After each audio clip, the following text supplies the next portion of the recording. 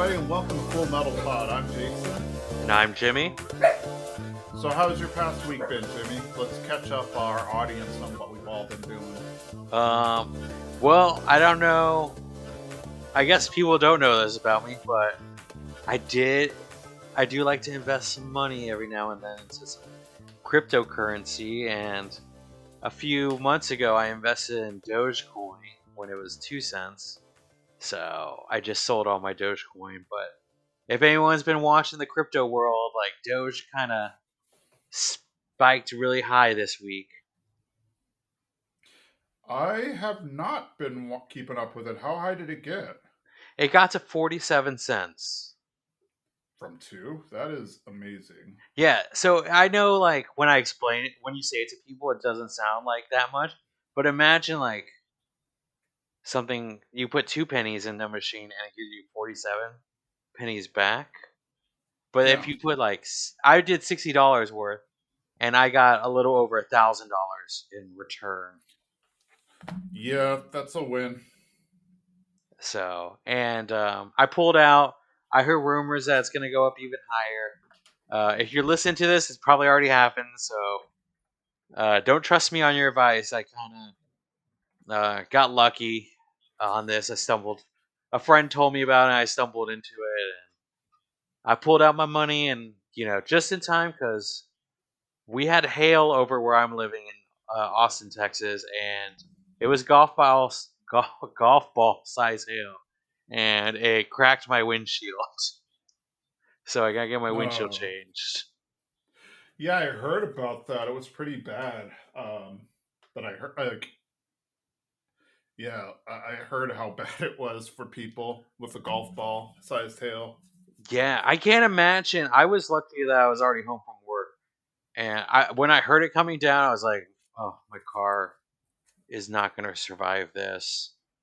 And there's a whole bunch of little divots in my roof and on my hood and on my trunk where you could see where the hail hit. But man, I can't imagine if you were stuck outside, like you were walking to your car and it was happening. I've never had that misfortune. I've always been lucky enough to just I think the closest I've gotten is I got inside like 2 minutes before the this big storm hit. But yeah, I've never had that misfortune of being like outside right as a giant uh, hailstorm hit. I think so one time comes to mind, and this was gosh, 12, 13, maybe 14 years ago when I was living in San Antonio and I was still in college. I went to my friend's coffee shop. My friend owned a coffee shop near campus. And so what had happened was, I guess, so we had it had been really dry for the past few months. And so some smoke, or not smoke, but like a dust storm from Mexico came in. And so, for the past few weeks, we've had all this dust in the air. But then all of a sudden it rained. So the rain kind of pushed down the dust, and it's essentially rained mud. And so like everybody's cars was just caked in mud and everything. And like the next few days, you just every not gas station, every car wash just had a line of cars out of it. Like literally, almost a minute after I stepped into my friend's coffee shop, it started raining, and I'm like, man, I would have been caked in mud or something had I come in just a minute or two later. Wow, that's insane. Have you have you ever been to like where the rain stops? Like where it's heavy raining one and then you cross over and it's like nothing. Yeah, that actually happened at one of my old apartments in Austin that I lived in. So like there's you step out of the apartment and there's a breezeway, and you can either turn left and turn right, come out of the front or the back of the apartment building. Coming out of the front of the apartment building, it was raining, but coming out of the back, it wasn't, and so that was just kind of weird. Yeah, it's just yeah. I always, as a kid, I always thought they were like it was the most amazing thing.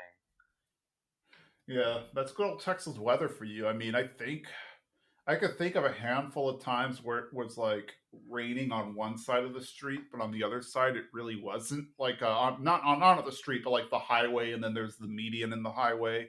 And so, like on one side of the median, you saw it was wet and people had windshield wipers on and stuff, but then on our side, it wasn't.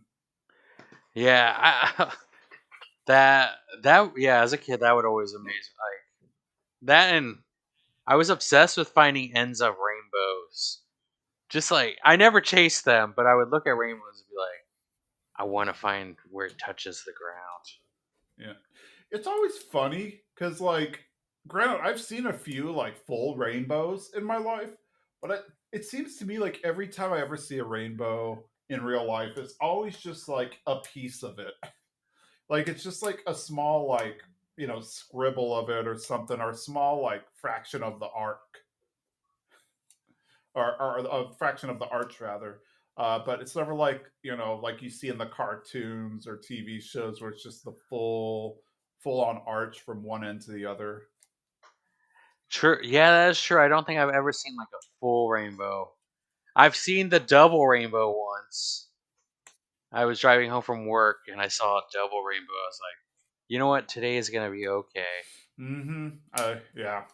Every time you see a rainbow, it's always a little like, oh, okay, it's gonna be a good day.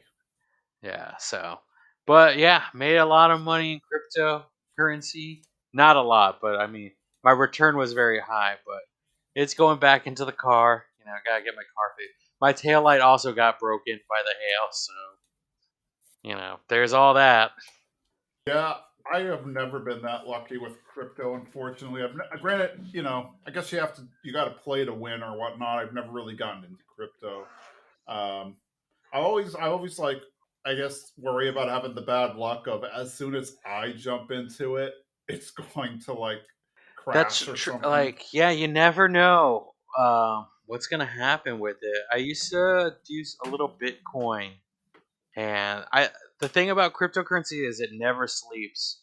It's always moving. So while you're asleep, it's going up and down, and I don't know. Some people can find a way to make it work for them. I finally found my way, and I always say my advice: don't put more than you're willing to lose in. So if you put $100, just be prepared to lose the $100. Yeah, I feel like that's a good rule for investment in general. Granted, unless you're investing in like an unknown company, you're probably not going to go to zero. But yeah, if you're investing in like a relatively new one or something, or you know what I mean, it could go. Crypto, it's like you can either become super rich or super poor in like in a fraction of time. Yeah, I just like just have fun with it if you're diving in. Just like don't expect this to like make you a millionaire. If it does, then that's a great coincidence. If not, then you had fun and you hopefully you learned something. I agree. Just it's fun, I guess, to throw in like $5 towards or something feeling if you're feeling a little boisterous, if you will. Yeah, that's definitely how I do it. Just a little bit, nothing, not too much, but I definitely had fun doing it and made some money, so I'm happy. Nice. That's all you can do, I Yeah. guess. Just try your best. And there's so many cryptos out there. I don't even know. Like, if I wanted to get started, I wouldn't even know where to go, where to start. Because, like, obviously, Bitcoin is like the granddaddy of them all, but it's also like 60,000 a coin or something like that right now. Yeah. It's like if you want to get started, you're only gonna buy like a semi fraction of one, or you'll just drop 60K. But I'm sure there's better ways to spend your money if you have that much. Oh, I could think of at least two better ways, but that's just me. Yeah, yeah. One day maybe I'll get into it more. I'm still old school stocks and ETFs and that kind of thing. Mm, I understand you on that. I also I was trying to do all the GameStop thing when that was happening, but it didn't work out. I didn't lose money, but you know I jumped on the train a little too late for that one. What can you say? That's all you can. That's if you get onto it late, you get onto it late. I think by the time you're on, what's the saying? It's like by the time your aunt's heard about it, then it's too late. True, true. But what did you do this past week? Not much. I went on a hike, virtual brunch, just kind of hung out, and I played a lot of video games this weekend, largely because like from the next week, I think starting tomorrow or the next day, I'm not going to be looking at screens much because I'm getting LASIK. And granted, they say you can, but I think that first, like definitely that first day, you're just supposed to rest your eyes and try not to look at screens unless you absolutely need to. And then like the following days you can look at screens, but they'd say take tons of breaks. So I'm just like, I know how I get when I play games. I kind of get into the zone and stuff. So I'm just gonna limit my screen time for the next few weeks, or at least the next week. Nice. Any particular game? Dynasty Warriors 9. It's just reminiscent to me, or a little reminiscent to me, because I used to play it all the time with like friends and stuff back in the PlayStation 2 days. I think Dynasty Warriors 3 at that time. So little reminiscent. Definitely different. 6 generations later. Um, I think now it's like more of an open world game, and apparently, I guess there's a lot of yeah, I guess there's a lot of people who argue that the franchise has lost its way, but Well, I mean, I might have to check it out. yeah. Other than that, not too much. That was about it. It was a nice, relaxing weekend. Yeah, before another crazy week. And of course, I watched the show so that we could do the podcast. I did as well, and what a 2 episodes it was. Yeah. So today, when we cover the episodes, we're going to do it a little differently. So in the past, we've done like we'll do I'll recap an episode, we'll review it. I'll recap the second episode, we'll review it. This time, I'm going to just do the straight recap of the 2 episodes because even though it's two completely separate episodes, it feels like it would be abrupt if we did it the Norway we normally did it. So we'll just do the 2 episodes and then review them all together in the end. How does that sound? Sounds great to me. All right, so let's jump right into it. And we have episode 62 and 63. We're almost done there, guys. Like, I think one more episode after this. A fierce counterattack and the other side of the gate. So let's start with 62. So, Father has arrived to the surface and he sees a number of Briggs soldiers. He attempts to suck the life out of them in order to create a philosopher's stone. He starts absorbing their life force or their soul, but he is subsequently stopped by Hohenheim, who throws large rock thing at him, using alchemy. Hohenheim is soon joined by Mei Chang, Izumi, and of course Alphonse. Father asks, well, what else are humans good for other than being an energy source? Then Hohenheim asks why he considers them lower life forms. I mean, only through humans can a philosopher's stone be made, and only through a philosopher's stone can a homunculus be made. But from there, essentially the homunculi are at a dead end. They don't create anything, they're just forces of destruction. Father then says he can create. He then creates like these humans that kind of fall out of his body, and they look like Xerxians, like old Xerxians. We see the king of Xerxes, and he's walking towards Hohenheim, talking about how he finally has immortality. Then we see like a little baby walk up to Izumi, and then a bunch of people walk up to Alphonse, saying, my body, my body. I finally have a body. It seems like this is some kind of ruse by Father, or at least that's what it appears to me, that it's some kind of ruse to kind of distract them. Because shortly after, he unleashes an attack, like this large energy beam, just as Ed appears too. So talk about bad luck.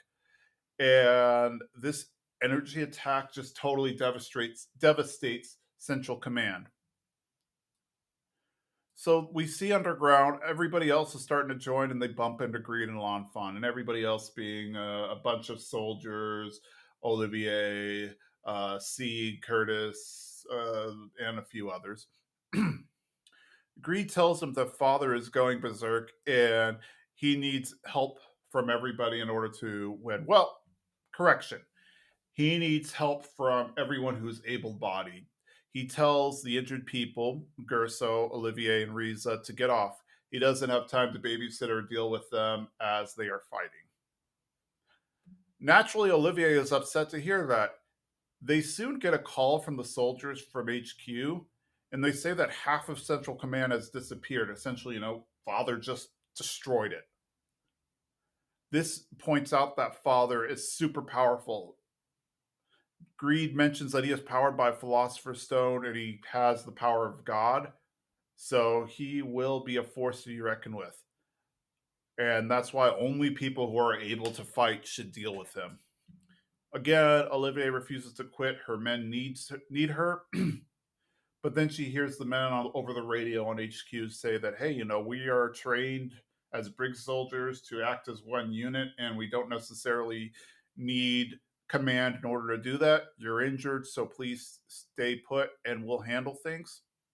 So she gives the phone radio thing to Alex and tells him to keep in contact and be sure to win. And Alex says, of course. Mustang says that he is going and he needs Riza with him because she will serve as his eyes and he plans on burning the stone. And then, of course, Lanfan insists on coming to protect to protect the body of Ling. After Alex and the team leave and, they create like a platform to go up to the surface, Olivier notices the corpse of the Fuhrer. She also sees Scar and asks if he killed Bradley. Scar says that he did, but Bradley was already severely injured when he showed up. Had he not been injured, Scar most likely would have lost. Olivier flashes back to hearing about Buccaneer's death and how he managed to land a fatal blow on the Fuhrer. Olivier leans over his corpse and says, like I said, Briggs' men are as tough as they come. Returning topside, Mei Chang is passed out and Xiao Mei wakes her up. She soon sees Alphonse. His armor is like half destroyed. He used his body to shield Mei Chang from the blast. Alphonse isn't dead, but his armor is too beaten up for him to really move. Ed comes to as well. His arm is damaged but functioning, his automail arm to be precise. He sees Azumi, and she says that they are alive because of Hohenheim.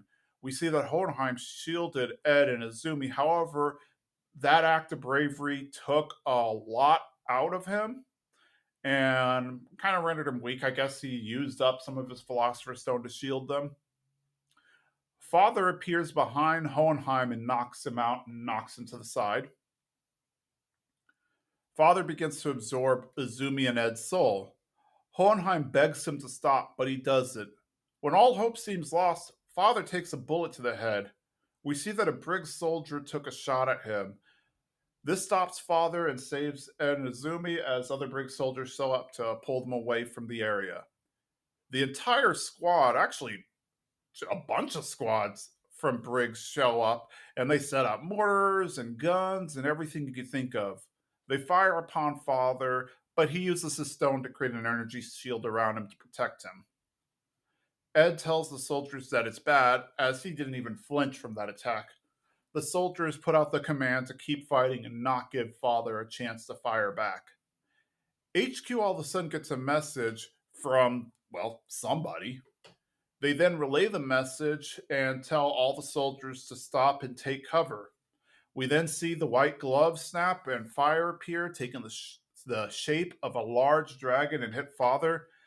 Of course, that means that Mustang, Riza, and Alex have joined the fight. Riza is giving Mustang commands on where to attack. He snaps and attacks Father, but Father then redirects this blast back at them. Mustang now uses his new clapping transmutation skills to create a rock barrier to protect them from the flames. Like, if there were an Avengers Endgame moment to this anime series, this would definitely be it, because we're seeing pretty much everybody we've met up to this point, minus maybe a few people like Winry and Panako, joining sides to fight against Father. Greed is on the sidelines, kind of watching everything as it happens, and he's impressed. He just can't wait to get a hold of Father's power for himself. Ling questions if that is actually what he wants, and Greed says yes, because maybe he'll finally feel the void that he was born with. And Ling mocks him for being kind of ignorant. And of course, Greed retorts and saying, he's Greed. He wants everything. That's who he is. Despite everyone's best effort, Father is still able to block their attacks with his shield and really isn't taking any damage. Father mocks them, saying that they can't even hope to lay a finger on him. Greed appears out of nowhere and questions, well, hey, maybe a human can't, but how about a homunculus? He punches Father in the face, but his fist actually gets absorbed into Father's face. Greed being a homunculus, he has a philosopher's stone. So Father begins absorbing it, and Greed acts like he's in pain, but then it turns out that he's just acting. He says that once Father starts absorbing a stone, he loses the ability to generate a shield. And of course, he's not strong enough to where he can defend himself against Greed trying to absorb the stone. So Greed slowly starts to absorb the stone, but then Father starts to absorb Greed. And as that confusion takes place, Alex and Nazumi show up and start attacking Father, and Father's like having to dodge and all that fun stuff. Father lets out an energy blast to kind of get everybody away from him. And then that blast is enough that it destroys Ed's automail arm, but Ed keeps fighting, and everybody else keeps fighting, in particular Azumi, Alex, and Ed. And at some point, when Ed kicks him, Father uses his arm to defend rather than using his shield, which is suggesting that he is running out of Philosopher's Stone energy. He is now losing control and cannot continue to contain the power of God. He is in pain and he lets out another energy blast, which creates like a giant crater and tosses everyone aside. Ed is unfortunate as he is tossed into a slab of concrete and he is impaled, or anyway, his arm is impaled by rebar, essentially pinning him. He can't get up. Father starts to approach Ed in order to absorb him and turn him into a stone. Ed being pinned, well, he's unable to escape. Al is screaming for Father to stop, but Al is too helpless as his armor is not in great shape. I mean, he doesn't even have functioning legs at this point. Al then has a realization. Ed gave up his arm in order for Al's soul to come back. So, in theory, wouldn't the reverse be true? Al asks May to help him perform one last transmutation. As Father approaches Ed, we see May's kunai fly into the wall, creating her alchemy circle. Ed looks over to Al and wonders what he is doing and asks him to stop. Al does his transmutation, and then we see him at the gate. He sees his body, and at this point, he grabs onto his body, and his soul rejoins. We then see Truth, and he acknowledges that Al has his body back. Then he begins to wonder if Ed will come back for him, and Al says with confidence that Ed will. We see Ed's arm vanish from Truth, and then Truth pretty much says he can't wait to see what Ed is willing to sacrifice. Returning to the fight, we see that Ed has gotten his arm back. Ed is shocked as he realizes what this means. He yells that Al is a dumbass, and then he transmutes a pillar to knock Father back. He pulls the rebar out of his arm and, in anger, fights Father. He is transmuting all sorts of weapons and really just giving it to Father. Father is helpless. Everyone on the sidelines sees that this is working and yell out words of encouragement. Everybody's yelling, "Go, Ed, go full metal." Greed is watching on the sidelines as everyone is cheering. And Ling then points out to Greed that this is what he really wants, isn't it? Greed says yes, he's always wanted to have friends like this. The episode ends with Ed knocking Father to the ground and Ed asking him to get back up because this is a fight that he's going to lose. And we jump to episode 63, The Other Side of the Gateway. The episode opens with like a 400-year flashback with the father when he's still in the flask, and he's talking to Hohenheim when Hohenheim's still a slave, and asks him, do you want to be free, or do you plan on spending the rest of your life as a slave? If you are, well, then you are no different than me, confined to this flask. In modern times, Ed is just punching Father. Father is confused. He's absorbed the powers of God. How could he lose to a mere human fighting him with his bare fists? Ed uppercuts him and he falls to the ground. Everyone cheers because they think Ed has finished Father. But then Father is about to lose God's power. We see like the eye popping out of his mouth, but then he covers his mouth and he's able to maintain it. But the process of doing that releases another energy blast.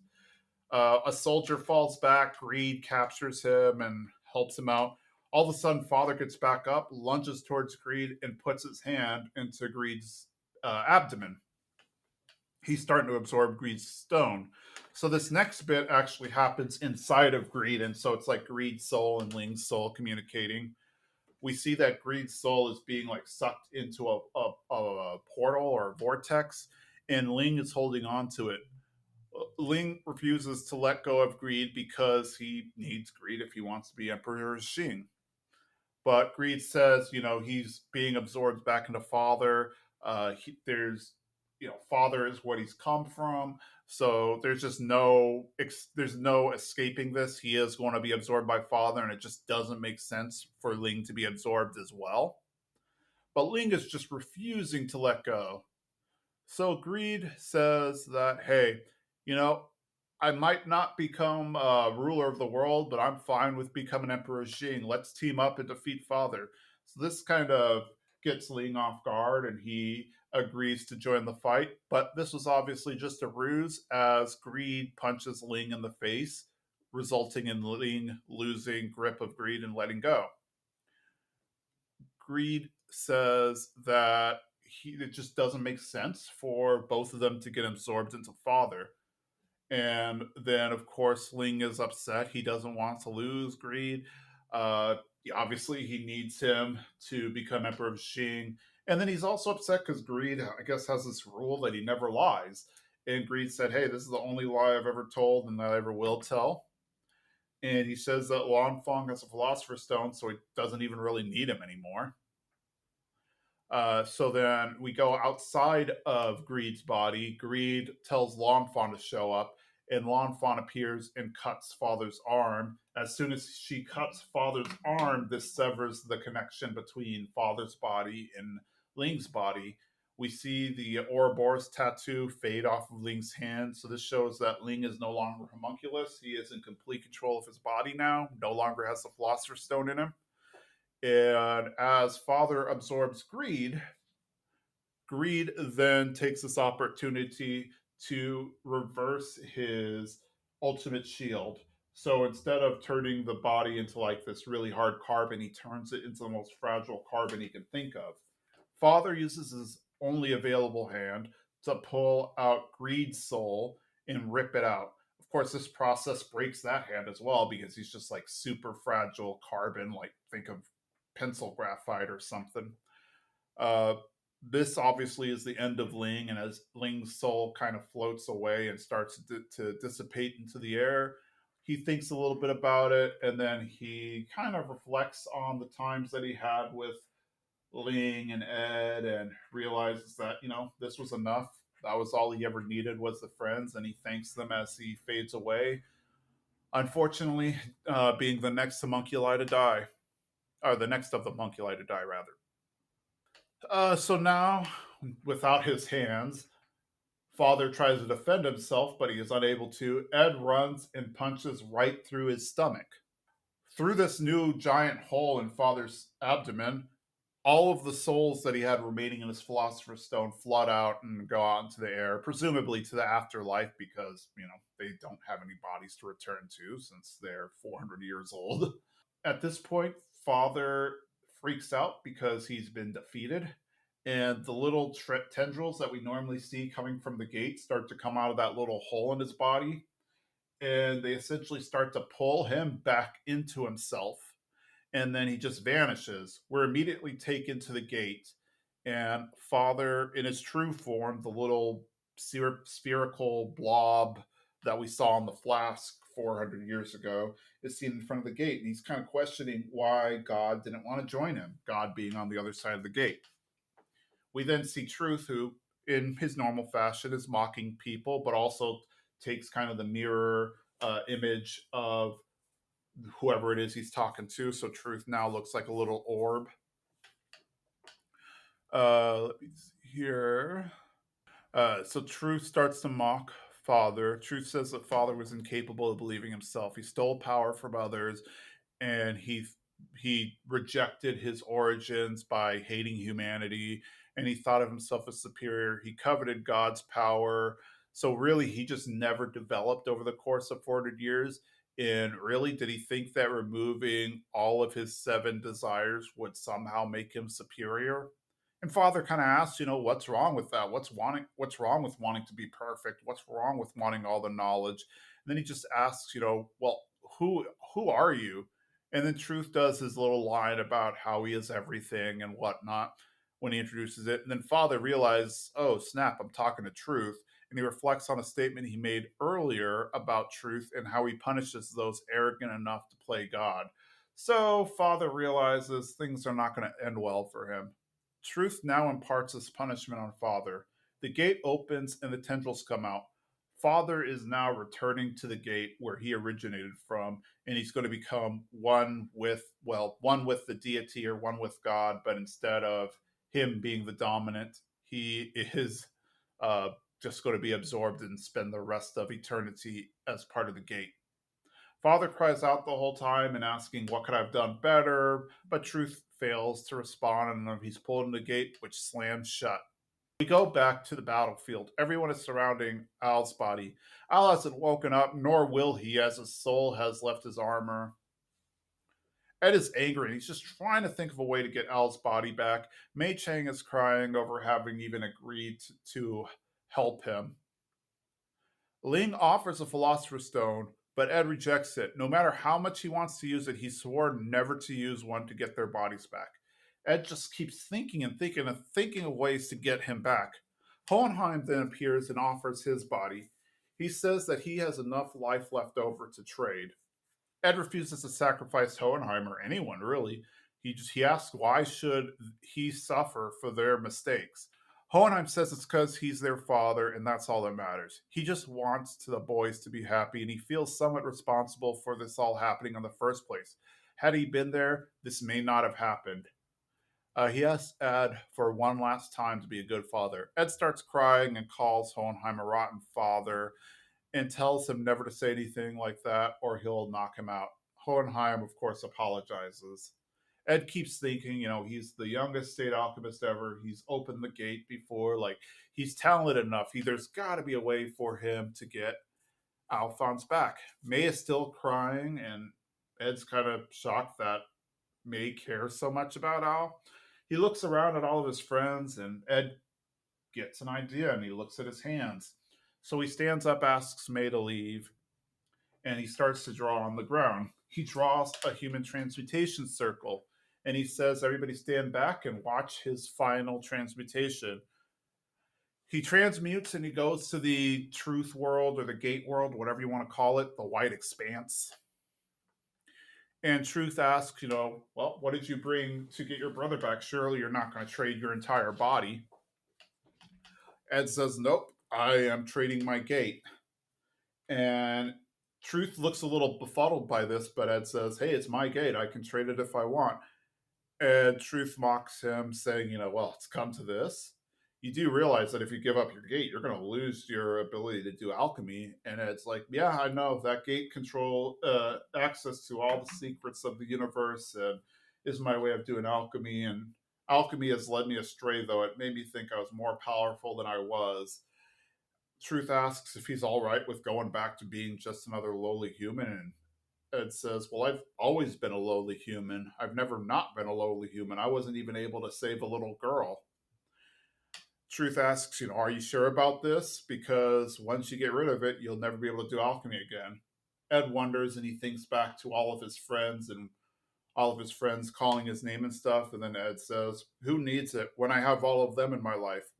Truth says, you've done it. You've beaten me. That's the correct answer. Congratulations for having defeated me.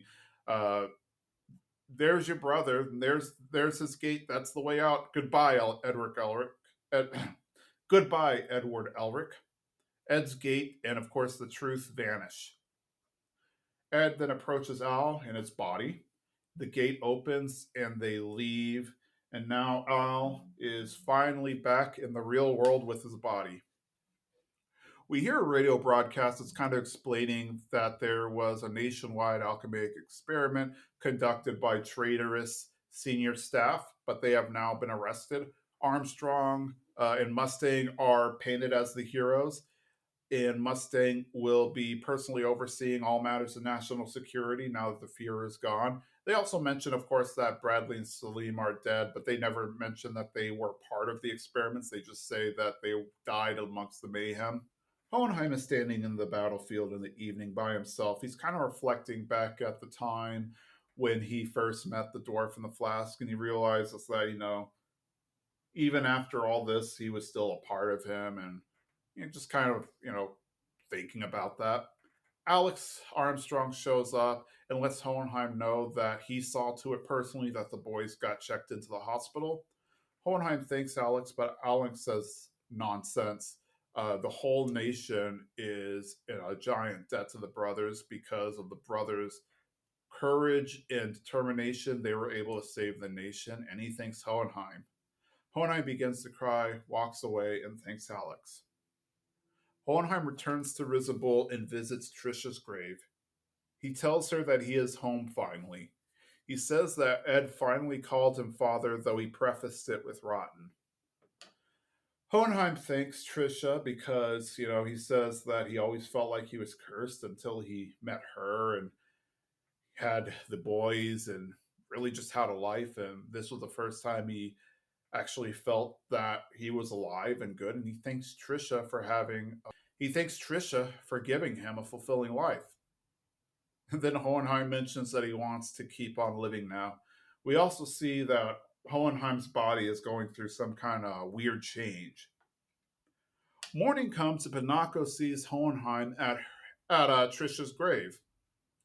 She is shocked to see him and, goes to check and says, Hohenheim, I didn't know you were here. And as she, goes around to the front of his body, she looks and starts crying and she says, oh, you silly fool. Well, at least you died with a smile on your face. And it reveals that Hohenheim aged overnight and died with a smile on his face over Trisha's grave. Credits roll, and we see a montage of Hohenheim's life. So a lot happened. I want to hear your initial thoughts. Oh, a lot did happen. And oh man, I feel like I've been talking about this since maybe 2 seasons ago, but I've been waiting for this moment where everyone came together, and it was like everyone. I really wish Winry was there. I really feel like I don't know. Maybe she couldn't have picked up a gun. I don't think a gun is her style. But I do wish she was like in the vicinity.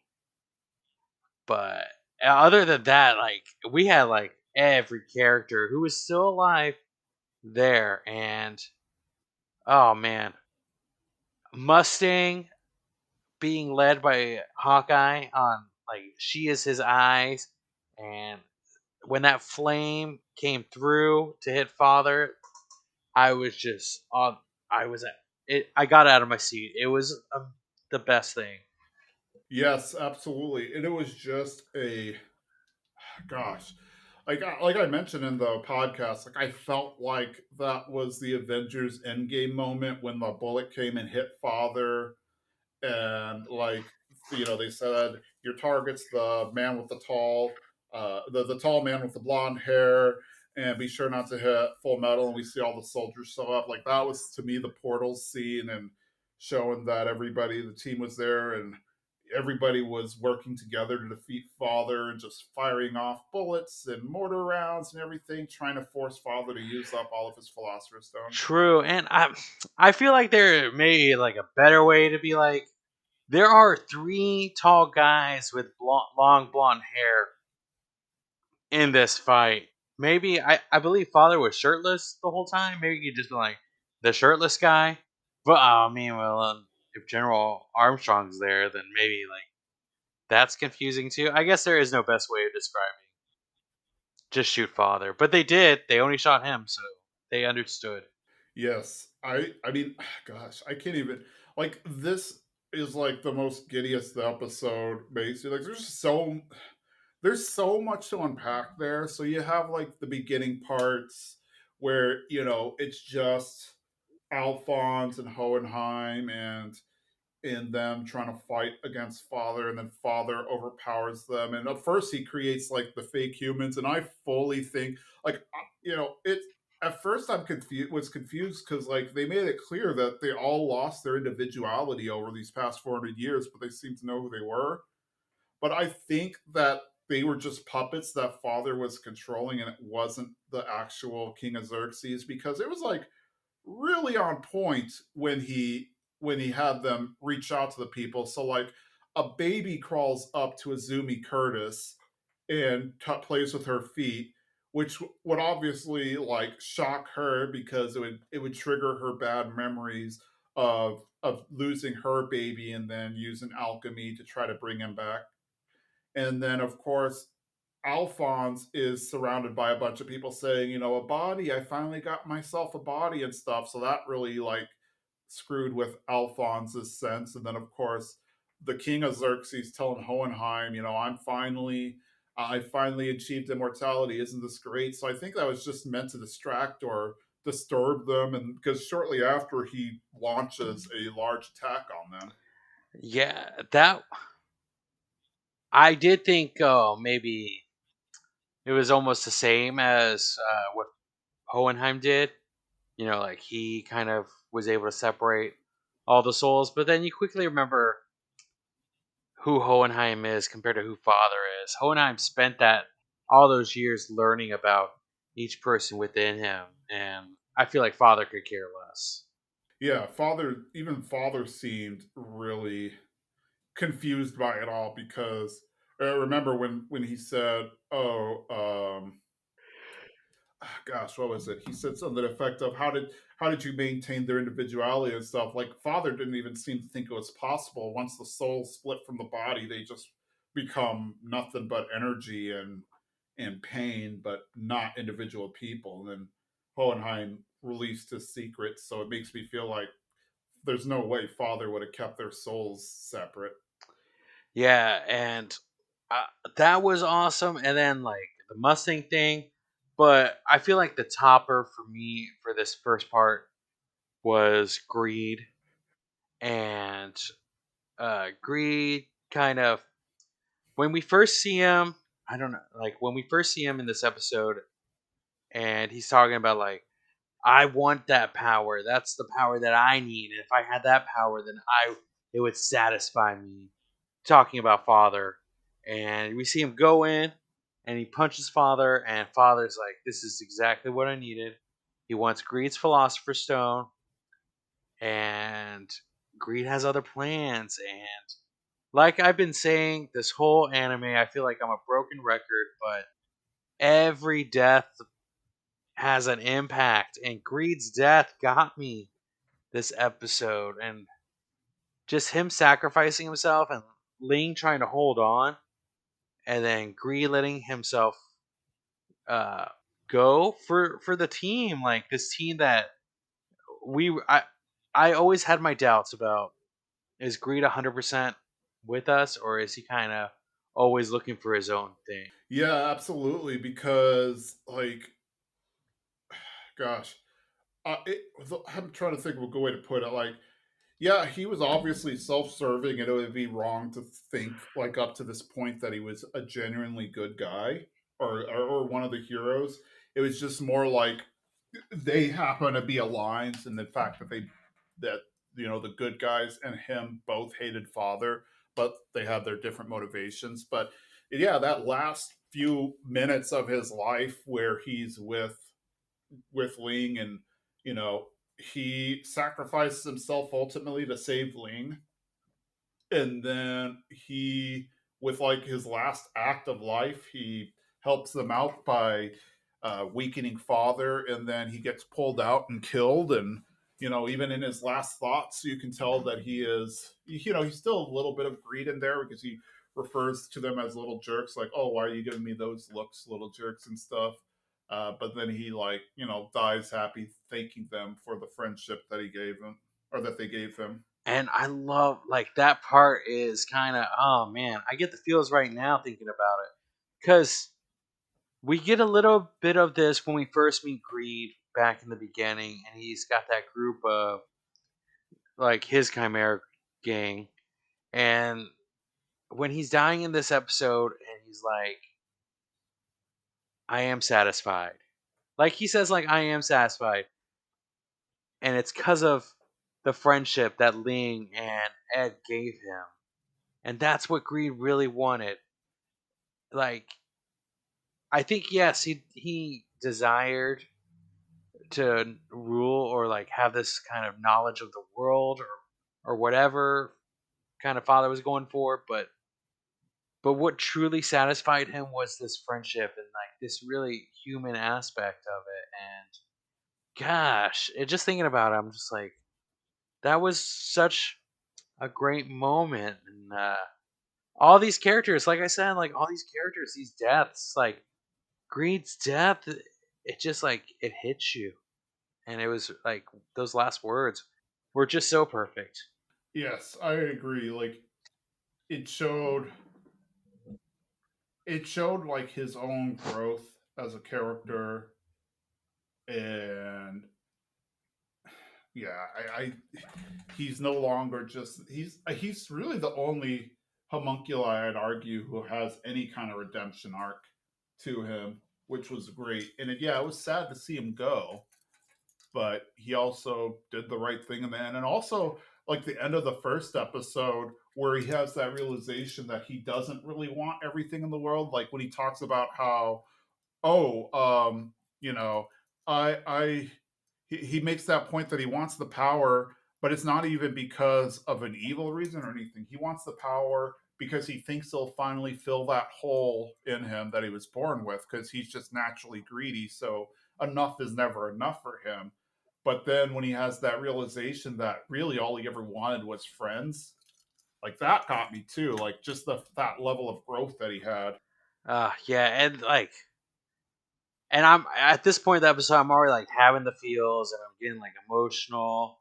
And then we get Al sacrificing himself so that Ed can win this fight. And dang, poor May having to do that. But I feel like she also understood that this was the only way.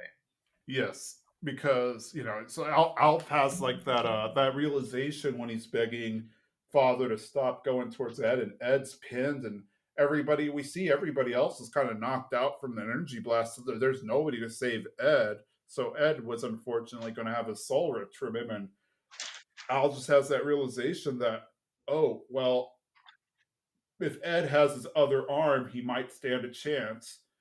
Ed gave up his arm in order to bring me back. So if I willingly give up my soul, he should get his arm back.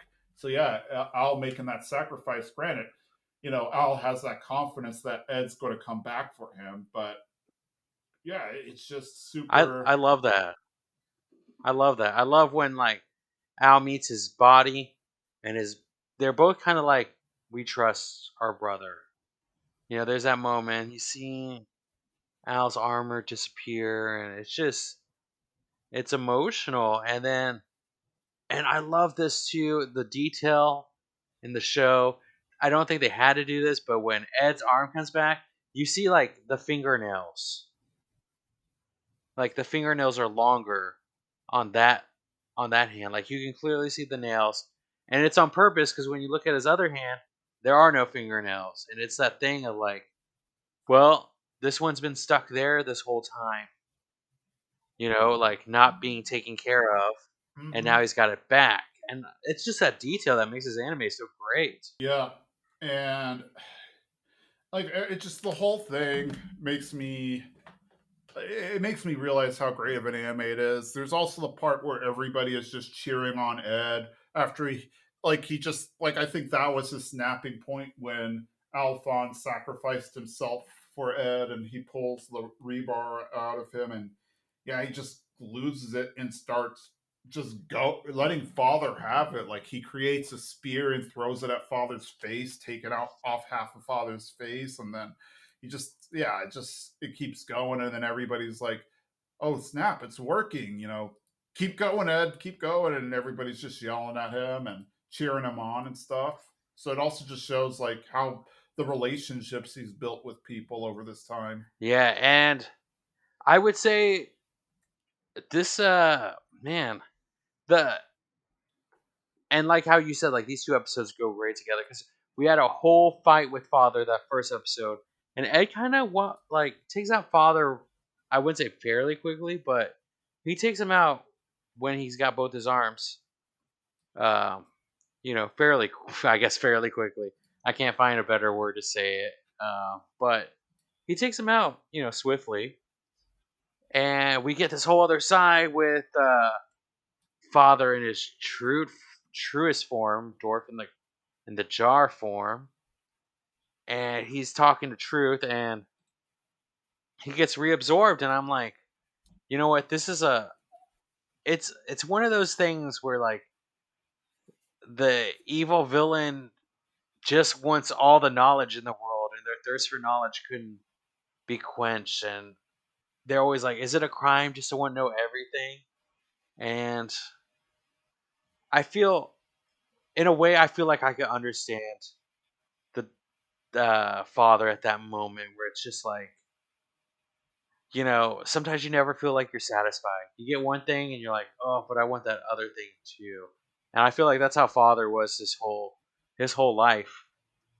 Because at the end we find out that he was like, if I could have one thing, I would just not want to live my life in this jar. And then he got that, but then he wanted more and more. And then he ended up back where he started.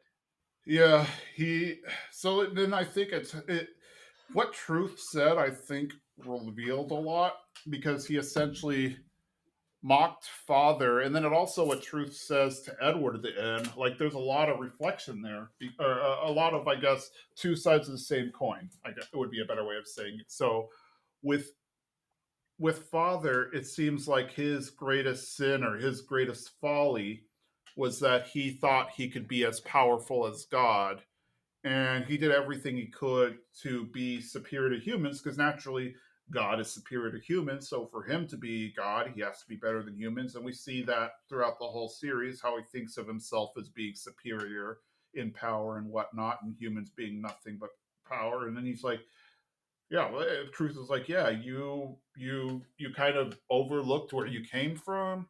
You saw yourself as being better than humanity. Uh, all of that stuff, Um, he saw himself as being better than humanity. He saw himself uh, as being able to take a power that doesn't belong to him, God's power, and all that stuff. And so he, committed the ultimate sin, if you will, by trying to become God. Whereas on the flip side, and what we see throughout the whole series about people getting punished for trying to play God by bringing people back to life, Ed sacrifices his gate, and the gate is his ability to do alchemy, and I guess anybody's ability to do alchemy. And alchemy is essentially, kind of, as Scar always puts it, it is kind of God's power, the ability to create and destroy. And Ed says, hey, you know what? I don't need this power. This power has led me astray many times. It's made me think I was more powerful than I am, but really I'm just another person. And do I really need all this power when I have all these great relationships in my life? And the truth is like, yep, you beat me. So it's like the common theme is like self discovery, self growth, and not being, yeah, and not trying to think too highly of yourself or trying to become better than everyone else. Just try to be better than you and build relationships with the people around you. Whereas Father isolated himself and tried to become godlike and whatnot. Yeah, and just like yeah, it was great seeing Ed come full circle, being like, I don't need alchemy in my life. It does, I guess. Yeah, it's true. Like alchemy only caused more problems for him, and at the end, it was to give up alchemy was to solve all the problems, to like kind of fix everything he's done. And I love how Truth was like, that's the right answer, you know. And a little part of me is like, do you think that you know Mustang can go through and also, like, are these people who've seen Truth gonna go back in and be like, sacrifice their alchemy to get their lives back? Because we've got two other characters who have seen Truth, one willingly and one unwillingly. But you know, I don't know. Is it worth not doing alchemy anymore to get your vision back? Um, I don't know. I mean, there's one more episode, so we'll see what happens. But maybe they will. I mean, at least there's an out, so to speak, for them to sacrifice their alchemy in order to get whatever it is back. But yeah, it looks Well, like that was what Truth always was there for, was to punish people who played God. And by Ed having that realization that, hey, I don't need alchemy to be happy or feel fulfilled. And yeah, all I need is, the friends that I have and the relationships and everything. That's what made, Truth was. I mean, at first he seemed shocked that he had like that shocked look on his face. Well, as much as he can, considering all he has is a mouth. When Ed said he was sacrificing his gate, and then you could tell he was trying to like go to Ed into not doing so by keep saying, "Are you sure you want to do this? You'll just be a lowly human and stuff." But then Ed still says, "Yeah, I'm fine." but I think that's the great part. Like how it's kind of, and I guess this is like a great lesson, and it's just like, being happy with what life has given you and appreciating what you have around you already and not wanting more. Because everyone who saw truth wanted more. I mean, yes, and like, I feel for all the characters. Like, Azui, she wanted her child, and the brothers, they wanted to see their mom. And it's just like, it's. They wanted more, and they wanted to mess with with the plans of life. And Truth was like, you know what? Just being yourself and just being human and just doing this one thing, that's enough. And I feel like Truth feel relieved. But what a great point for that. Like that, I don't know. We got one more episode left, but I love how it just came all back around and just the nice, like the best way. Yes, it was just perfect. I think this was a perfect way to end like the overall arc. Now, granted, technically we're not ending it. There is one more episode, and it's kind of the epilogue, if you will. But like pretty much this ends in enough. Well, actually, it doesn't end it because there's one major thing that the episode has that we haven't talked about yet, and that's Hohenheim's death. And yeah, like that one. I mean, Grant, I don't think I like I. It's hard to say it because it just sounds weird, but like I feel like Hughes's death was like the upper echelon of deaths in the series. Like nothing, like in the sense that nothing could be sadder than that. But I would put like Hohenheim's as a number two because like we've gotten to know him, but then it's also not that sad because he finally made it kind of thing. He finally gets to be with Trisha in the afterlife, assuming that there is an afterlife in the Full Metal Alchemist universe. And then he yeah, I mean it was just great. Like he he felt fulfilled. He realized that all he needed was his family. His family is what really made him feel alive, despite having been alive for 400 years plus. And yeah, I liked it a lot, that ending, even though it was sad to see him die.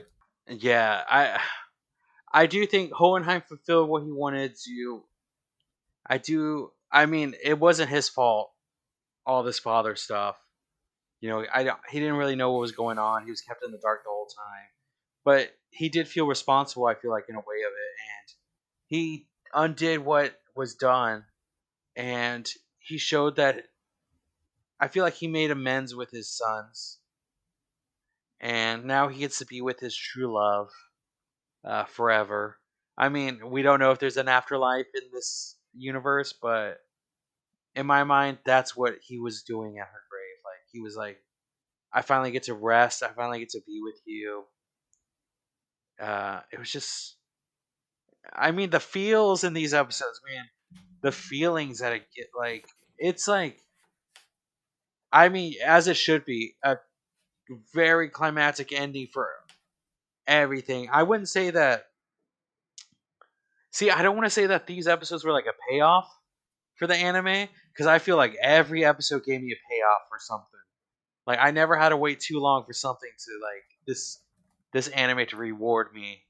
But I felt like they were like this was like a big thank you for watching it all through, and just like, we gave you a amazing battle, and then we gave you like this very touching moment with Ed and Truth, and Al coming back, and with Hohenheim and his wife.